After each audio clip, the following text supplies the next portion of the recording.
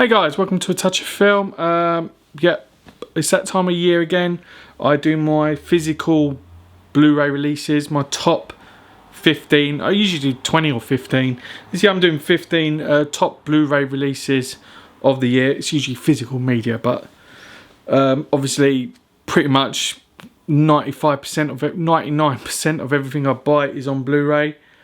But yeah, let's get started on my top 15 Blu-rays of 2020. First up from Golden Scene, it is My Prince Edward. This is the special edition, which comes with original soundtrack. Whether this film warranted for something so special, maybe some could argue it didn't, but it won quite a few awards in Asia. A good movie about a young girl who is on the cusp of getting married, and she's already been remarried, and she's just trying to obviously get a divorce from her previous marriage as she's still married, and it's coming up at a difficult situation for her. A great movie. I think it's beautifully shot, but the question is, did it warrant this sort of special release? Maybe not, but it is a great release nonetheless. So at number 15, it is My Prince Edward. At number 14 from Eureka Master Cinema, it is Made in Hong Kong, directed by the great Fruit Chan. I think this is his best movie. It's absolutely phenomenal release, great special features about this sort of like thug who falls for this young girl and does everything he can to help her through tough times. Beautiful edition. There's so many special features on here, and you've got a booklet written by the great Tony Raines. And that is Made in Hong Kong at number 14. At number 13 from Diskino. I think Diskino are just killing it at the moment. They've got so many great titles coming out in 2021, which I'm really looking forward to. And some of the titles that I feel they might release are going to be massive. But yeah, this is Summer Detective, a really great like sort of crime drama about these two mates that are looking for a guy who did a hit and run on their best friend. And it's so beautifully made, considering they're all amateur actors, is just bonkers, because this film is just phenomenal. And look at that artwork as well. I think this is one of those films that like has to be seen. I don't understand how it is not got like any non-Asian releases, because it really does deserve one. I really love this movie, and it's got such great rewatch value.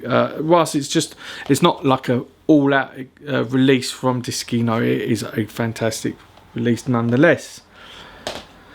At number 12, 15, 12, we have Quidan, released by Masters Cinema. Again, this is just like they've gone all out on this. I mean, look at this release. I mean, they had the DVD rights for so long, and to wait for them to release the Blu-ray whilst Criterion were smashing it in the US with theirs. And I noticed so many people selling their Criterion and buying this on social media is bonkers. I mean, it is a great release as well. And this essay book, I mean, look at that. Eureka went to town on that. You can't even look at that. Nice size, just a wonderful release of a really great movie. I mean, it's just absolutely Kobayashi. He's just such a great director, and yeah, this is great anthology of like spooky stories. I really like the one about the tea, the geese in the tea. I mean, that's really good. That's Quidan. At number 11, yeah, 11. God, I'm losing count. It is Arrow's Graveyard of Honor. This has both versions, the Fukusaku release and the Miike one. Two very different films in this wonderful, wonderful set. You've got special features for each one. There's the Miike one, and you have the Fukusaku one, and then on top of that you've got this beautiful essay. But look at the colours on that, just wonderful. They really went to town on this, and I think it's like, yeah, the Miike one I think gets a lot more love with modern fans than the Fukusaku one, which is crazy because Fukusaku's like one of the greatest Japanese directors of all time. Okay, at number 10, you can't have a list without having Plain Archive on there, and this is a film that probably didn't get as much hype compared to their others. It is a Midsummer Fantasia. I love this. It's like two stories in one about filmmaking, about this really subtle story about a film being made and research into the film, and this wonderful story that evokes the film. I think it's just a beautiful release, and I think Plain Archive just done such a great job on this. I think this is absolutely stunning. It's number 55 of their collection, and it's definitely one of their best releases in recent years. At number 9, we have from Third Window Films, the Tsukamoto little set. We have Killing, Haze and Adventures of Denchu Kozo on here. Two short films, and also The Killing, which was his 2019 film, samurai movie, which is just wonderful. And Haze is spooky beyond belief. I really love Haze, and I think it's just a great release. You've got Tom Mess doing audio commentary on all three films on here, and a Tsukamoto interview as well. You got the artwork there as well. Okay, at number 8 from Germany, from Midori Impulse, we have Why Don't You Play in Hell, directed by Shion Sono. A really nice digibook. Wish it had English text in the book, but you know, I think some of it, the more important stuff is like the Shion Sono like filmography in there, and it's just really nice little artwork, a scene from the film. A violent, manic filmmaking film is just brilliant. One of my favourite Shion Sono films of all time. I think Shion Sono is just, you know, I think it's a director everyone should get into. If you're into Japanese movies, you're into classic Japanese movies, time to get into contemporary Japanese films, because there are so many great directors working today. Next up at, I think we're at 7. Yeah, it is Nova Media's Lust and Caution, directed by Ang Lee. I would say probably my favourite Ang Lee movie. You've got Tony Leung in here, Tang Wei. It's this sort of like love story, espionage film, and Tony Leung just gives a great performance as this almost like bad guy type character, and Tang Wei is this undercover spy, you could say. Yeah, it's just brilliant. It's beautifully shot, and it's the first Blu-ray release of this film, which is just crazy how it's finally made it onto Blu-ray. Yeah, that is Lust Caution. Next up is one of my favourite martial arts movies of all time.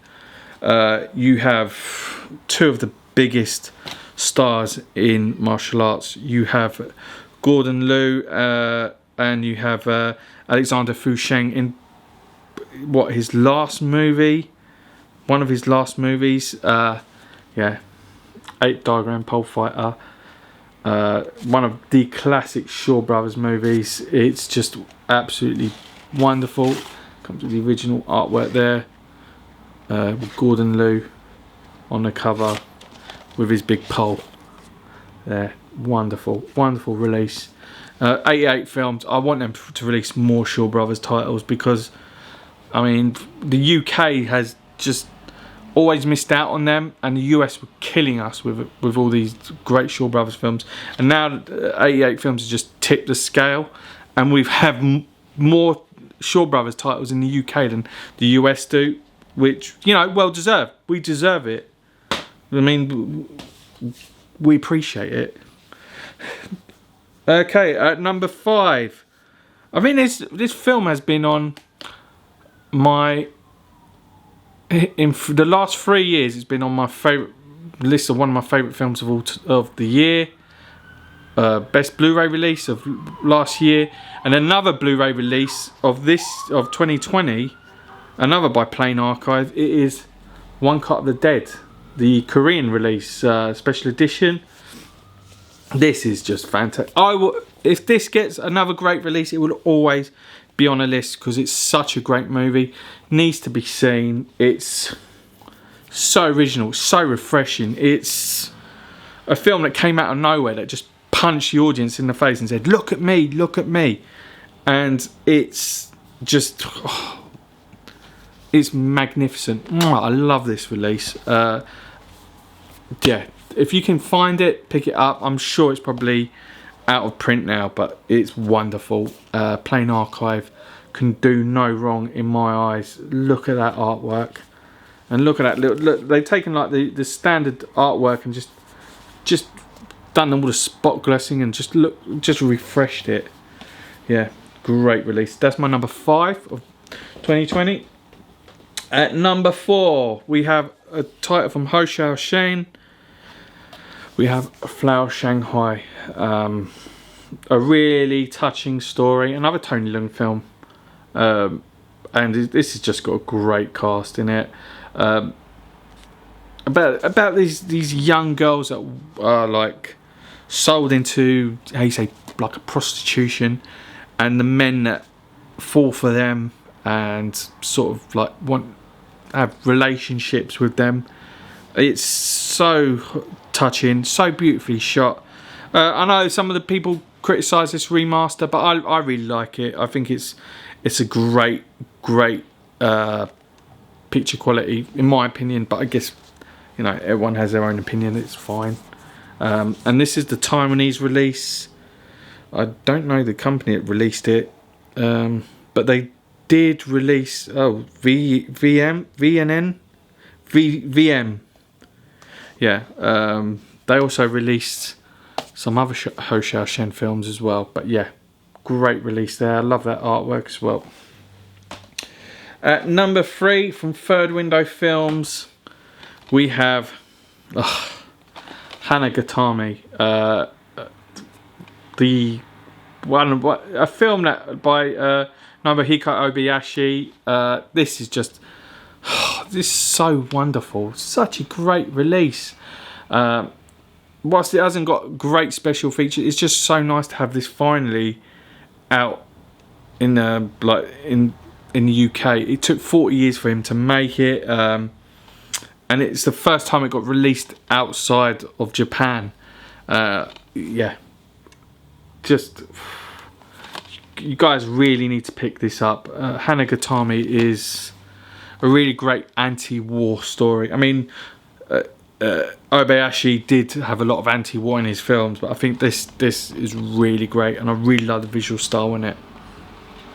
So that's Hanagatami at number 3. At number 2, before we get to the big one, yeah, this, I was so pleased when this got a release. It's just absolutely magical. One of my favourites of this director's films. It is Gemini by Shinya Tsukamoto. Tsukamoto's got 2 titles this year on my list. Just brilliant. It's a sort of like horror story. It's got such a great visual style. You have these murders that are happening in this household, this wealthy household, and it's just a great like little horror movie, and I think it's just beautiful. It's my favourite. It's one of my favourite Tsukamoto films, and I definitely recommend this for anyone to get. Look at that.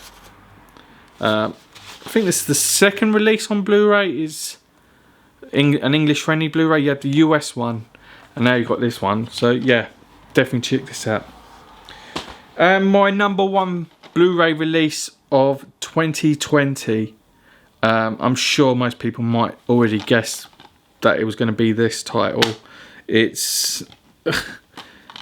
came out of nowhere, and when it got released, I was just overjoyed. From second run, we have Goodbye Dragon Inn, directed by Simon Lang, one of my favourite directors of all time. You've got a 20-page booklet by Tony Raines, and it is an ode to cinema, really. It's beautifully shot. It shows the magic of Simon Lang, and I think it's his most accessible film. So if you're going to get into his movies, I would easily start off with that. If you don't like it, don't watch any of his other films, because I think this is beautiful, and it really shows off his craft. His craft to like just brilliantly. Yeah, he's one of my favourite directors. I love all his films, but to finally get a UK release of one of his films is just madness. So yeah, I would definitely pick this up for anyone. It's my number one favourite Blu-ray of 2020. From second run, thank you so much for releasing this. Yeah, thank you. Yeah guys, so that was my list of top 15 Blu-rays of 2020. I'm sure it was quite predictable for some people, because I showed these movies off during the year, and the way I talk about them is just so, I always hype my favourites up so much. But yeah guys, let me know what was your favourites down below. If you picked up any of these, what was your favourites of them? Do you think this warrants to be number one? If you don't, let me know why, and what would be your choice. You know, it's nice to have a healthy discussion, and without us all slagging each other off. But yeah guys, thanks for watching. Hit that subscribe button. I've got a big Japanese Blu-ray update coming this week. Until then guys, take it easy. See you soon.